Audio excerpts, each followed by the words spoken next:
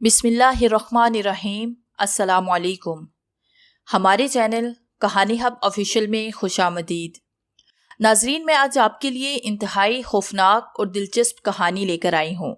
लेकिन कहानी शुरू करने से पहले आपसे गुजारिश है कि अगर आपने हमारा चैनल सब्सक्राइब नहीं किया तो आप हमारे इस चैनल को सब्सक्राइब कर लीजिए और बेल आइकन को भी प्रेस कर लें ताकि हर नई आने वाली वीडियो बआसानी आप तक पहुँच सके। एक चीख ही तो निकल गई थी उसकी। बात थी ही ऐसी। उसने हैरानी से पूरा टैची उलट दिया था। अब वो पागलू की तरह कपड़ों के हर एक जोड़े को उलट पलट कर देख रही थी। उसके 3-4 बेहतरीन जोड़ों के एन दरमियान क्रिकेट की गेंद के जितने सुराख हो चुके थे। खौफ के आलम में वो उन कपड़ों को खोलती और फिर बेड पर फेंक देती, फिर उठाकर उन्हें सूंघती। ताज़ा जलने की बदबू उन कपड़ों से सिसक रही थी। उसके ये कपड़े कम कीमती तो ना थे, मगर नुकसान फिर नुकसान होता है। उसके दुख और कुर्ब में इजाफा हो चला था कि अब वो फंक्शन में क्या पहनकर जाएगी। कुर्बो दर्द के साथ उसके मुंह से चीख उभरी। उसके साथ ही गुटी गुटी आवाज निकली, फरहान। न जाने उसकी इस आवाज में क्या था कि दूसरे कमरे में उसी फंक्शन पर जाने के लिए तैयार होने वाला टाई की नाट लगाता हुआ इधर भाग आया। क्या हुआ सोफिया? उसने एक नजर उसकी तरफ और दूसरी नजर बेड पर बिखरे कपड़ों पर डालते हुए पूछा। ये देखो देखो इधर, ये मेरे सारे कपड़े किसी ने जला डाले हैं, जरा सूंघ कर देखो। ऐसे लगता है जैसे इन्हें अभी अभी किसी ने जलाया हो। मैं ना कहती थी कि कोई है जो मुसलसल मुझ पर जादू कर रहा है। ये सब उसी का नतीजा है और तुम इसे आज तक मेरा वहम बताते रहे हो। अब मुझे बताओ कि मैं क्या पहनकर जाऊंगी। मुझे खौफ आने लगा है। वो तकरीबन रोते हुए बोली, हौसला करो हौसला, तुम अब कोई और कपड़े पहन लो। एक से एक बढ़िया सूट रखे हैं तुम्हारे पास। फरहान ने फिक्रमंद होते हुए उसे हौसला दिया।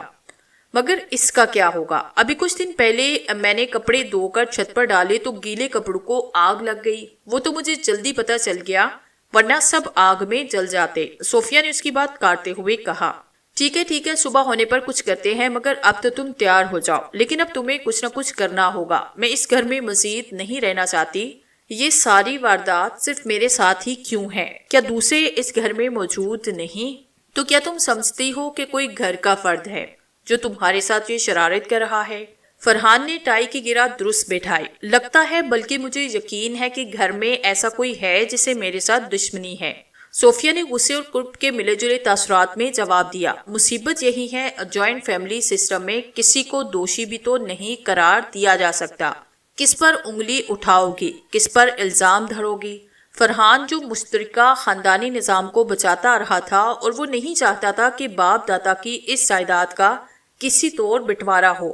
वो एक अच्छी फिल्म में बेहतरीन पोस्ट पर काम करता था और उसकी तनख्वाह इस कदर थी कि अपने अखराजात के अलावा न सिर्फ वो बहुत कुछ बचा लेता, बल्कि इससे घर के दूसरे अफराद की ज़रूरियात पर भी खर्च कर डालता था।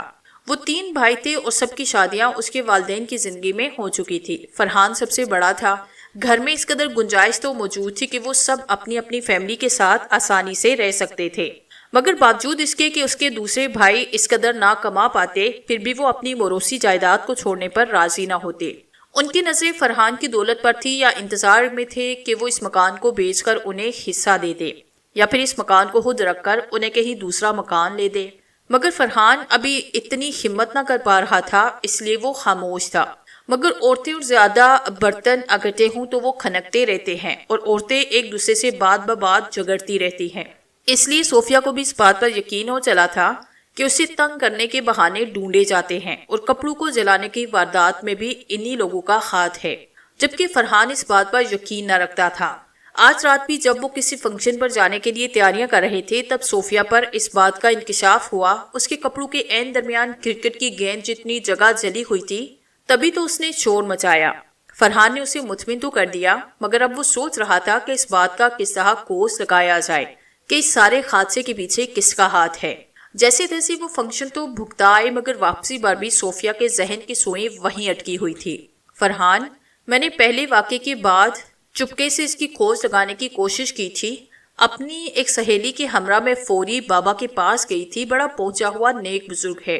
उसने हिसाब लगाकर बताया कि ये घर का ही कोई फर्द है जो शरारत कर रहा है। मुझे तो ये तुम्हारी भाभी फरीदा का किया दरा लगता है। बड़े जादूगर उसके कब्जे में हैं। अच्छा सुबह होगी तो देखा जाएगा, अभी बहुत थका हुआ हूँ, सोने दो। फरहान ने सोफिया की बात काटते हुए कहा और सो गया। अब तो ये रोजाना का मामूल बन गया था। फरहान जब भी ड्यूटी से वापस आता तो रोज कोई न कोई नई बात सुनने को मिलती। फरहान की फिक्रमंदी बढ़ती जा रही थी, मगर उसके पास वक्त ही कहाँ होता था कि वो किसी आमिल से मिल सके। अपने एक दो साथियों से मशवरा किया तो उन्होंने अपने तौर पर इसका हल बताया, बल्कि रशीद उसका दोस्त और उसके दफ्तर में काम करने वाला साथी था। वो इसे एक बुजुर्ग के पास ले गया। ये एक तंगो तारीख कोठरी थी, बड़ी ही गंदी जगह, जहां एक ही चारपाई बिछी थी और उसके नीचे किसी गंदी नाली से निकलकर आया हुआ पानी से शराबूर कुत्ता बैठा था। कमरे के कोने में लोहे के स्टैंड पर रखा मैला कुचैला मटका रखा था। बाबा नीचे फर्श पर खजूर की चटाई बिछाई बैठा चर्च के सूटे लगा रहा था। फरहान को बड़ी कराहियत सी महसूस हुई, मगर उसके साथी रशीद ने उसे तकीबन धकेलते हुए कमरे में पहुंचाया। उन्हें अंदर दाखिल होता देखकर बाबा ने अपनी बड़ी बड़ी गुलाफी लेकिन नशे से बोझल आंखें उठाकर उनकी तरफ देखा। वो दोनों खामोशी से उसके करीब बैठ गए। क्यों आए हो? नशे से बोझल आवाज ने पूछा। बाबा जी, ये मेरे दोस्त फरहान है। इनके घर में कुछ अरसे से बड़ा नुकसान हो रहा है। कभी कपड़े जल जाते हैं, कभी घर का दूसरा नुकसान हो जाता है। बड़ी परेशान है ये। रशीद ने तारुफ करवाया। अगले रोज तो कमाल ही हो गया। मैंने दफ्तर से तनहा ली तो ईद करीब होने की वजह से ऑफिस वालों ने 10-10 के नोटों की नई गड्डी दे दी। जब मैं घर आया तो मेरी बेगम बावर्ची खाने में खाना बना रही थी। उसने दूसरे पैसे तो पकड़कर अपनी जेबी पर्स में डाले, मगर नए नोटों की गड्डी करीब ही रख ली। मैं भी उधर बैठा अखबार पढ़ रहा था कि कुछ देर बाद बेगम बोली, फरहान, नए नोटों की गड्डी तुमने उठाई? नहीं तो, मैंने अखबार पढ़ते हुए कहा। कहाँ रख दी मैंने? ये कहते हुए उसने आगे पीछे तमाम जगह देखा, मगर वो ना मिली। मजाक न करो फरहान, उसने जिद होकर कहा। सच कह रहा हूँ जानी, मुझे क्या जरूरत पड़ी है मजाक करने की? मैंने संजीदगी से कहा। अभी मैंने तुम्हारे सामने यहाँ रखी थी, उसने थके हुए लहजे में कहा। तब मुझे भी हैरानी हुई, मगर गड्डी कहीं ना मिली। फरहान ने बाबा को बताया। बाबा ने गंभीर लहजे में जवाब दिया और फिर जो मखिया चिराग को सामने रखकर उसकी बत्तियों को जलाया और खुद उसके सामने आलती पालती मारकर बैठ गया।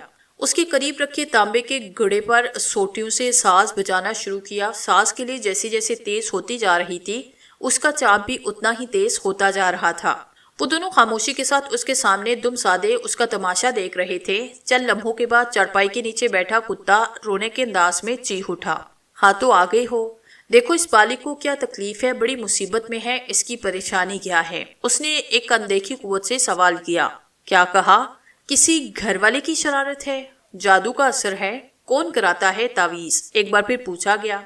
एक औरत और एक मर्द, दोनों इनके पीछे पड़े हैं। कहाँ से ये सब करवाते हैं? दोबारा सवाल किया गया।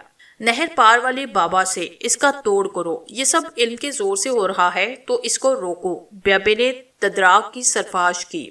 कुछ देर के बाद वो फिर से बोला। कर दिया उपाय, दोबारा नुकसान तो ना होगा? देखो अगर इन पर किया हुआ जादू खत्म करना हो तो? उसने पूछा। हाँ, तावीज तो मैं दे रहा हूँ, इससे फायदा हो जाएगा। ठीक है। ये कहकर उसने साज बजाना और पढ़ना बंद किया। अब वो बराहे रास्त इनसे मुखातिब था। सुनिए, आपने बड़ा सख्त अमल करा रखा है। तुम्हारे घर की एक औरत है और उसके साथ एक मर्द। दोनों से तुम बड़ी मोहब्बत करते हो, मगर उनकी नजरें तुम्हारी दौलत पर हैं। वो तुम्हें बर्बाद कर देना चाहती है, हसद करती है तुम्हारी अमारत से, जलती है तुम्हारे रहन सहन के अंदाज से। ये तावीज ले लो और इसे कब्रिस्तान में किसी पुरानी कब्र में दबाना बेहतर हो जाएगा। शको शुबा और वसवसे की चादर ओढ़े वो उसका साथी रशीद बाहर निकले तो एक भारी रकम फरहान की जेब से निकलकर बाबे की मुट्ठी में जा चुकी थी और उसकी मुट्ठी में एक तावीज आया जिसे वो किसी पुरानी कब्र में दफन करने का सोच रहा था। इसे किसी कब्रिस्तान में जाकर पुरानी कब्र में दबा देना। रशीद बोला, यार मैंने कभी ये काम नहीं किया, तुम चलो ना मेरे साथ। फरहान का खौफ बाहर निकला तो रशीद हंस दिया। अच्छा यार चलो, तुम भी क्या याद रखोगे। वो दोनों एक कब्रिस्तान में आए। गर्मियों की साई से करती दोपहर वो पुरानी कब्र ढूंढते फिर रहे थे कि एक कब्र से उन्हें किसी मुर्दे की खोपड़ी नजर आई। फरहान ने आगे चलते हुए रशीद के कंधे को जोर से पकड़ा। क्या हुआ? रशीद ने रुककर पूछा। वो देख रहे हो? कब्र से मुर्दे की खोपड़ी हमें देख रही है, फरहान ने डरे डरे लहजे में कहा। बड़े डरपोक हो, किसी कुत्ते या दूसरे जानवर का कारनामा होगा। चलो आगे आओ, रशीद ने हंसते हुए कहा और दोनों आगे बढ़ गए। फिर एक पुरानी सी कब्र के पास जाकर वो रुके। एक बड़ा सा सुराख उस कब्र के पहलू में निकला हुआ नीचे कहीं दूर तक जा रहा था। ये क्या है? फरहान ने डरे लहजे में फिर से पूछा। चूहों की कारीगरी है। رشید نے اسے گھسیٹا اور پھر تھوڑی سی جگہ کسی نوکیلے پتھر سے کھود کر اس میں تعویذ دبایا اور باہر آ گئے۔ لیکن اس کے گھر میں رونما ہونے والے واقعات ختم ہونے کی بجائے بڑھتے چلے گئے۔ اس کی بیوی کا شک بڑھتا چلا گیا اور اب وہ خود ان چکروں میں پڑ چکا تھا کہ جو ہی اسے وقت ملتا اور جہاں اسے کسی پہنچے بزرگ یا بابے کا پتہ چلتا وہ وہاں پہ ہی پہنچ جاتا۔ اب اس کی بھابھی اور اس کی بیوی کے درمیان اس بات پر چربے ہونے لگی۔ عمر اس کے چھوٹے بھائی کی بیوی رضیہ بڑی منہ پھٹ تھی۔ اس نے تو باتوں باتوں میں ایک بار نہیں کئی بار یہ کہا تھا جن کے پاس زیادہ دولت ہوتی ہے وافر چیزیں ہوں گی وہی گم ہوں گی، چوری چکاری بھی تو انہی کی ہوگی، نہ ہمارے پاس فالتو دولت ہے اور نہ ضرورت سے بڑھ کر چیزیں۔ رات کو آئے فرحان کو صوفیہ نے بات بتائی تو وہ بیچارگی سے ہنس دیا۔ صوفیہ بات تو اس کی بھی ٹھیک ہے۔ فرحان بولا، لو اور سنو، پرسوں جو تم نے اپنے لاڈلے جنید کو ریل گاڑی کا کھلونا لا کر دیا تھا، وہ جو بیٹری سیل سے چلتا تھا، وہ اس سے چھت پر کھیل رہا تھا اور میں نیچے کام میں مصروف تھی۔ کسی کام سے اوپر چھت پر گئی تو جنید گرمیوں کی اس سخت دوپہر میں اکیلا چھت پر بیٹھا اس کے ساتھ کھیل رہا تھا اور ساتھ ہی ساتھ باتیں کر رہا تھا۔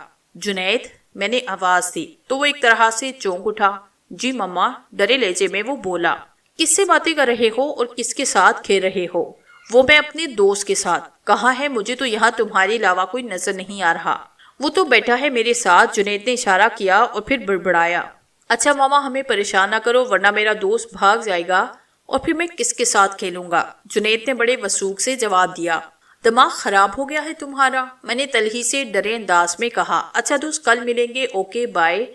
یہ کہہ کر جنید نے الوداعی انداز میں ہاتھ کا اشارہ دیا اور میرے ساتھ نیچے آیا۔ اور وہ تمہارا کھلونا کدھر ہے؟ میں نے اسے زبردستی کھینچتے ہوئے پوچھا۔ وہ تو میں نے اپنے دوست کو دے دیا ہے، جنید نے اطمینان سے جواب دیا۔ اس کے ہاتھ واقعی خالی تھے اور کھلونا بھی کہیں موجود نہ تھا۔ فرحان، خدا کے لیے کچھ کرو ورنہ ہم تباہ و برباد ہو جائیں گے، صوفیہ نے روتے ہوئے کہا۔ کہاں ہے جنید؟ فرحان نے تشویش بھرے لہجے میں پوچھا۔ سو چکا ہے فرحان، میں بہت پریشان ہوں، خدا کے لیے کچھ تو کرو۔ بڑی عجیب بات ہے، کہیں یہ ساری شرارتیں وہی لوگ تو نہیں کرتے جن کا الزام ہم دوسروں پر لگاتے ہیں؟ فرحان نے کچھ سوچتے ہوئے کہا۔ میں نہیں جانتی مگر مجھے جنید کی طرف سے بڑی فکر ہے، صوفیہ نے فکرمند لہجے میں بتایا۔ یہ اس کے لیے ایک نئی بات ہے، ساری رات وہ سوچتا رہا کہ اب پانی سر سے گزر چکا ہے، اس کے تدارات کے لیے کچھ نہ کچھ کرنا بہت ضروری تھا۔ اگلے روز اتوار تھا، اس لیے اسے آفس سے چھٹی تھی۔ اس نے جنید کو بلا کر پوچھا۔ جنید نے اسے اس کی بات کی تصدیق کی کہ وہ بنجیل نامی جن کے ساتھ کھیلتا ہے۔ مگر تمہاری اس کے ساتھ کہاں دوستی ہوئی؟ فرحان نے حیرانی سے پوچھا۔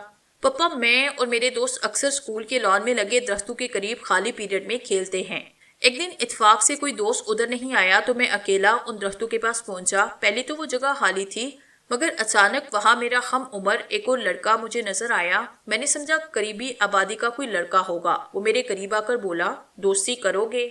اس نے اپنا ہاتھ آگے بڑھایا، مجھے وہ اچھا لگا، چنانچہ میں بھی اس کے ہاتھ پر اپنا ہاتھ رکھا اور اپنا تعارف کروایا۔ اس نے اپنے بارے میں بتایا کہ اس کا نام بنجیل ہے اور اپنی رہائش قریبی آبادی بتائی۔ یہ اسی وقت سے میرا دوست ہے اور میری اجازت سے ہی میرے گھر آنے لگا۔ آہستہ آہستہ جب ہماری دوستی پکی ہوئی تو اس نے اپنا اصل نام بتایا کہ اس کا تعلق انسانوں سے نہیں بلکہ جنات سے ہے۔ لیکن مجھے اس سے کیا غرض، وہ میرا دوست تھا اور میں جب بھی اکیلا ہوتا ہوں تو وہ میرے ساتھ کھیلنے آ جاتا ہے۔ چونکہ اس کا نام مشکل تھا اس لیے میں اسے یاسین کہتا ہوں۔ یہ عجیب و غریب کہانی سن کر ایک بار تو فرحان پر کپ کپی سی طاری ہو گئی۔ تو کیا تمہیں اسے ڈر نہیں لگتا؟ کیوں ڈر؟ کس بات کا؟ وہ میرا دوست ہے، ہم ایک دوسرے کے ساتھ تحفے تحائف بھی تبدیل کرتے رہتے ہیں۔ وہ جو ریل گاڑی کا کھلونا آپ نے لا کر دیا تھا اسے پسند آیا، میں نے اسے دے دیا۔ جنید نے ایسے کہا جیسے اس کے لیے یہ بات کوئی اہمیت رکھتی نہ ہو۔ مگر پھر بھی بیٹا وہ تمہیں نقصان نہ پہنچائے، مجھے ڈر لگتا ہے، فرحان نے ڈرتے ہوئے کہا۔ اس پر جنید ہنسا۔ بات آئی گئی ہوئی انہی دنوں کی بات ہے، فرحان ڈیوٹی سے واپس لوٹا تو صوفیہ کا مزاج پہلے سے کچھ بدلا سا تھا۔ رات کھانے پر اس نے فرحان کو بتایا، آج خالہ امینہ آئی تھی۔ کون خالہ امینہ؟ ارے تم نہیں جانتی، وہ ادھر پچھلی گلی میں رہتی ہے، بیچاری جوانے میں ہی بیوہ ہو کر اپنے والدین کے گھر آ بیٹھی۔ والدین فوت ہوئے تو ایک بزرگ کو اپنے پاس رکھا، کچھ عرصے پہلے وہ بزرگ بھی وفات پا گئے۔ محلے کی بچیوں کو قرآن پڑھاتی ہے، آج وہ آئی تو آتے ہی حیرانی سے کہنے لگی، ارے بیٹی اپنے گھر کی طرف دھیان دو۔ خالہ کیا بات ہوئی؟ گھر گریسی تو مجھے لے بیٹھی ہے اور تم کہہ رہی ہو گھر کی طرف دھیان دوں۔ میں نے حیرانی سے کہا تو وہ ہنس کر بولی، ارے نہیں، میں یہ نہیں کہتی، میرا مطلب ہے کچھ اور ہے تمہارے گھر میں۔ ہوائی مخلوق کا ایک سونامی آیا ہوا ہے، انہوں نے سنجیدگی سے کہا۔ میں کچھ سمجھی نہیں۔ میں نے حیرانی سے پوچھا، کیا تمہارے گھر میں نقصان نہیں ہوتا؟ میرا مطلب ہے چیزیں گم نہیں ہوتی، روپے پیسے کا نقصان نہیں ہوتا، انہوں نے استفسار کیا۔ بہت ہوتا ہے، بہت زیادہ ہوتا ہے۔ میں ان کی باتوں میں دلچسپی لی۔ بہت زیادہ ہوتا ہے، یہ دیکھو ادھر بیٹھے ہیں کچھ، ادھر تمہاری کپڑوں والی الماری سے سر نکال کر ہنس رہے ہیں، اور وہ ادھر ڈائننگ کرسیوں پر بیٹھے ہیں، اور کچھ ادھر صحن اور دوسرے کمروں میں دندناتے پھر رہے ہیں۔ اس نے اس طرح سے کمنٹری کی کہ ایک بار تو میرا دل دہل گیا۔ خالہ اس کا کچھ کرو، تم ہی کچھ کرو، ہم تو بے حد تنگ آ چکے ہیں۔ میں نے کچھ حوصلہ پاتے ہوئے جواب دیا، لڑکی میں صرف دیکھ سکتی ہوں، میں کوئی عامل تھوڑی ہوں جو ان کو بھگا دوں، کسی عامل سے رابطہ کرو۔ سچی میں تو ان کے تمہارے گھر میں یلغار دے کر پریشان ہو گئی۔ ہوائی مخلوق کا سونامی لگ رہا ہے تمہارے گھر میں۔ یہ کہہ کر انہوں نے اپنے کانوں کو ہاتھ لگایا۔ وہ کچھ دیر بیٹھ کر چلی گئی، مگر میں اسی وقت سے پریشان ہوں۔ مجھے بھی ایسا ہی لگتا تھا، مگر تمہارے غصے کی وجہ سے کچھ کہہ نہیں پاتا۔ میں نے اپنے ایک دو ساتھیوں سے کہہ رکھا ہے، شاید وہ اس بارے میں کچھ کر پائیں۔ میرے ایک دوست کے جانے والے سندھ میں رہتے ہیں، ان سے رابطہ بھی ہوا ہے، ہو سکتا ہے وہ چند دن تک آ جائیں۔ اس رات فرحان کو رات میں بھی ایسی مخلوق دکھائی دی، وہ کبھی اسے ڈراتے اور کبھی مختلف روپ دھار کر اسے تنگ کرتے۔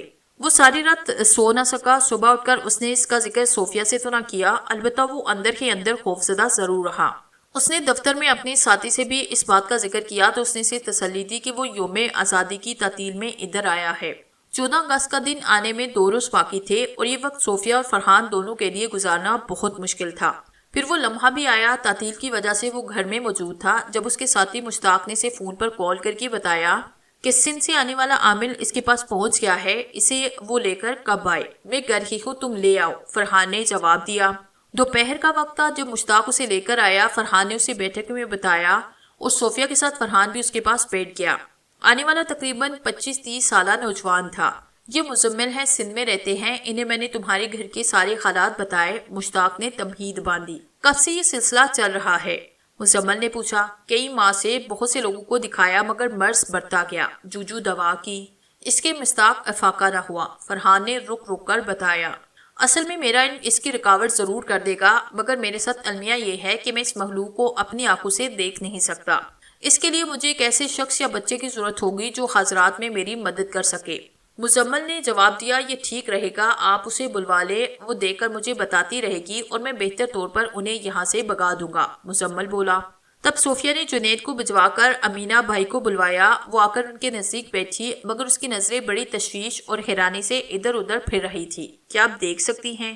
مزمل نے پوچھا۔ بہت کچھ دیکھ رہی ہوں، امینہ نے کہا۔ پھر میں ان کو بھگانے کے لیے یا ان کا صفایا کرنے کا عمل کرتا ہوں، آپ دیکھ کر مجھے بتاتی رہیں۔ مزمل نے یہ کہہ کر منہ میں کچھ پڑھنا شروع کیا، اس کے ساتھ ساتھ وہ پوچھتا چلا جا رہا تھا، آپ دیکھ رہے ہیں میرے کچھ حواری ادھر آ رہے ہیں؟ مزمل نے پوچھا۔ ہاں، کچھ لوگ آ رہے ہیں، مسلسل آتے جا رہے ہیں، اور اب اس گھر میں پہلے سے موجود لوگوں سے ان کی ہاتھا پائی شروع ہو چکی ہے۔ ایسے لگ رہا ہے جیسے اس بھیانک کھیل پر امینہ رواں تبصرہ کر رہی ہو۔ مزمل تھوڑی دیر بعد اس سے سوال کرتا جا رہا تھا۔ امینہ بھائی نے بتایا کہ اب دونوں اطراف سے بڑھ بڑھ کر حملے ہو رہے ہیں، کچھ لوگ کاٹ رہے ہیں اور کچھ کٹ کر گر رہے ہیں، مگر اس کے باوجود ان کی تعداد میں کمی نہیں۔ شاید اب امینہ بھی خوفزدہ ہونے لگی تھی، کیونکہ اس کے چہرے پر مردنی سی چھانے لگی۔ باقی سارے بڑی پریشانی سے خاموش بیٹھے تھے، انہیں کچھ معلوم نہیں تھا کہ کیا ہو رہا ہے اور وہ دونوں کیا کر رہے ہیں۔ مزمل کسی ماہر کی طرح اپنی افواج کو لڑا رہا تھا، مگر امینہ بھائی کی ہمت جواب دے رہی تھی۔ کہو کیا ہو رہا ہے اب؟ مزمل نے قدرے توقف کے بعد پوچھا۔ ہر طرف کٹے پٹے لوگ پڑے ہیں، خون سے زمین لال ہو رہی ہے، مجھے خوف آ رہا ہے، میں چلتی ہوں، امینہ نے ڈرتے ہوئے جواب دیا۔ توبہ ہے بابا، توبہ ہے، یہ لڑائی تو اب جگہ میں تبدیل ہونے لگی۔ میں اپنے گھر میں رات اکیلی ہوتی ہوں، میں تو ان سے جگڑ نہیں سکتی، ہو سکتا ہے یہ مجھے تنگ کرے کیونکہ میں نے ہی ان کی نشاندہی کی، امینہ بھائی نے کہا اور اڑ کر چلی گئی۔